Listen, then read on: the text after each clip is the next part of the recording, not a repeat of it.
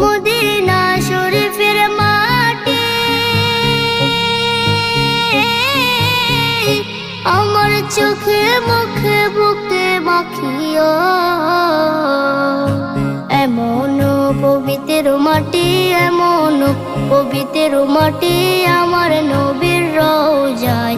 তোমরা যদি যাও গো মদিনায়, তোমরা যদি যাও গো মদিনায়। ইয়া রাসূলুল্লাহ ইয়া হাবিবাল্লাহ, ইয়া রাসূলুল্লাহ ইয়া হাবিবাল্লাহ।